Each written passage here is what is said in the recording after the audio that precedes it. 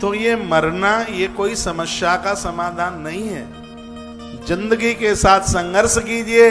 आज रात है, कल सवेरा भी होगा। पक्का पक्का पक्के वाला पक्का, सब समस्याएं निकल जाएंगी। तो काशी में तो यदि कोई ऐसे वैसे भी मर जाता है तो मुक्त हो जाता है। अब कथा का अर्थ ये तो है नहीं कि काशी में आत्महत्या होती है, वो भी तर जाता है तो अब और कुछ सुने नहीं, ये जरूर सुन ले सब मरने के लिए काशी चल पड़े। ऐसा कभी कोई करना मत।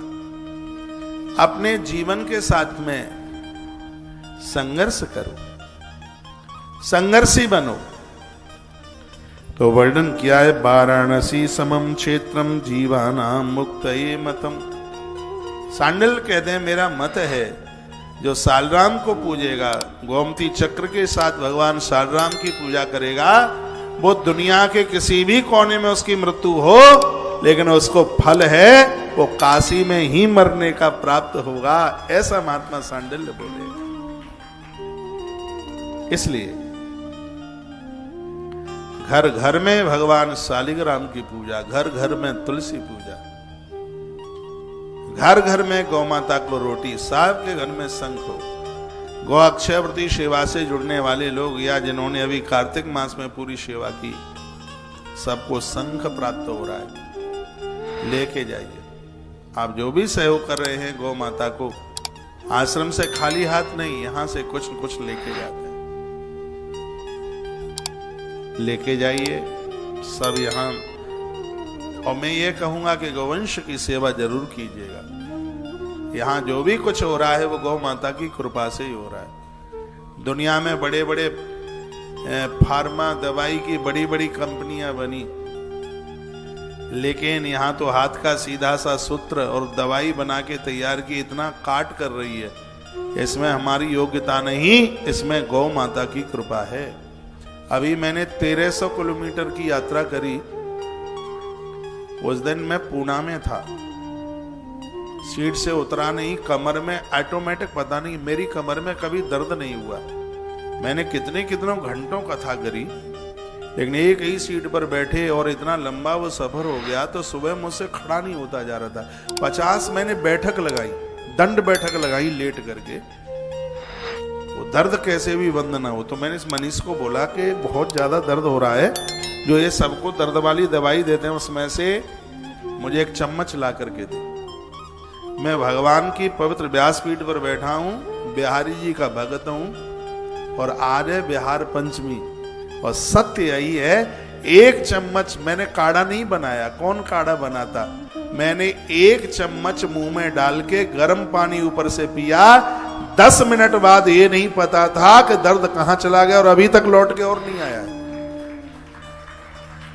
उस दिन से तो खैर मैंने रोज लेना शुरू कर दिया है। उस दिन से मैं रोज ले रहा हूं उसको, एक चम्मच, शरीर में फुर्ती है, बहुत आनंद है। एक चम्मच रोज ले लेता हूं, कभी सुबह ले लेता हूं, कभी शाम को ले लेता हूं, कभी ध्यान में आ जाता है तो दोनों टाइम ले लेता हूं। तो ऐसा ये औषधि है, गुण हाथ में लग गया है, जिससे आज लोगों को बहुत ही ज्यादा सुख मिल रहा है, आरोग्यता मिल रही है। इसका कोई साइड इफेक्ट तो है ही नहीं। ये पेट में गैस नहीं होने देती, ब्लड प्रेशर को ऊपर नहीं होने देती, अनिद्रा, रात को नींद ना आवे उस रोग का भी निपटारा करती है।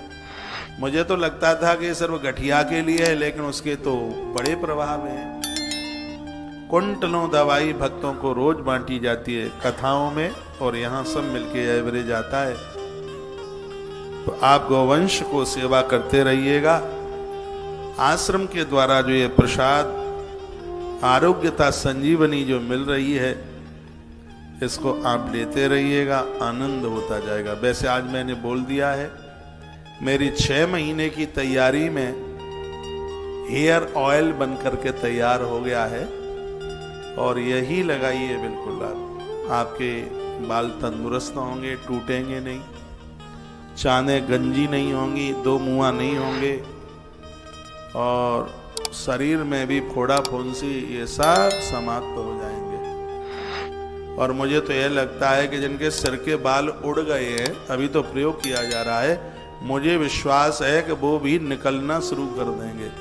अब 70 साल में उड़ गए हैं तो 70 साल में तो ना आ पावे, हो सकता है, लेकिन 20, 25, 30, 35 साल तक यदि चांद के सिर के बाल उड़े हैं तो ये एक ऐसा ऑयल बन करके तैयार हो रहा है, फिर अंदर से बालों का निकलना आरंभ होगा, बिल्कुल होगा।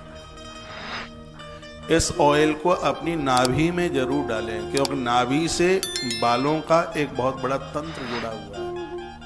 नजला का, नाक का भी जुड़ा हुआ है नाभि से। नाभि से तो पूरे शरीर का ही तंत्र जुड़ा है।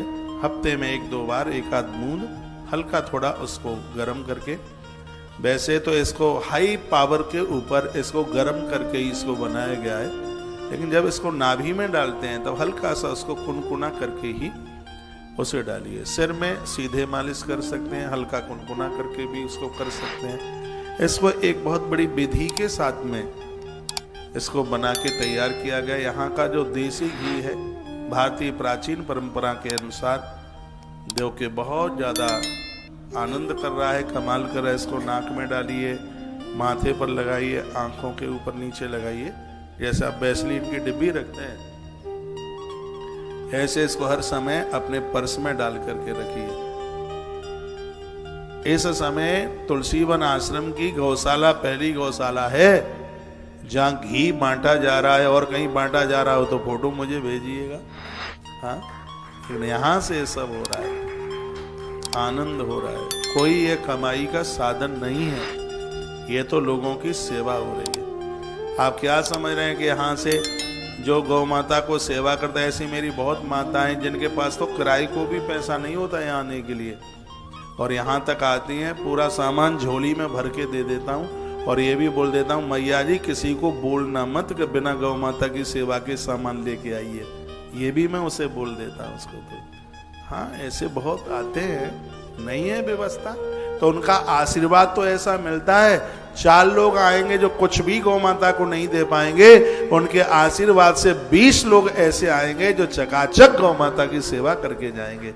उनकी दुआएं हमारे संग में, उनके आशीर्वाद हमारे संग में हैं। आप सब लोग जुड़े रहेंगे तो इस गौ माता का काम बहुत ऊंचाई को, अभी तो शुरुआत है, आने वाले 2-4 साल में देखिए इस गौशाला का कितना विस्तार होता है, कितना विस्तार होता है। आज के समय में ये बिल्कुल एक श्राप की तरह है, कैंसर फैल रहा है। मेरा पूरा ध्यान इसी के ऊपर है, मेरी पूरी स्टडी इसके ऊपर चल रही है, कैसे इसके ऊपर विजय प्राप्त की जाएगी, और उसी के लिए कैंसर अस्पताल की स्थापना हो रही है। शुरुआती कदम है, आने वाले 10 साल में तो इतना कुछ हो जाएगा, लोग कहेंगे कि वृंदावन पर इतना बड़ा काम हो गया। ये सब गौ माता की कृपा से हो रहा है, आप सब लोगों के जुड़ने से हो रहा है। ये पूरा श्रेय आप सबके लिए जाता है।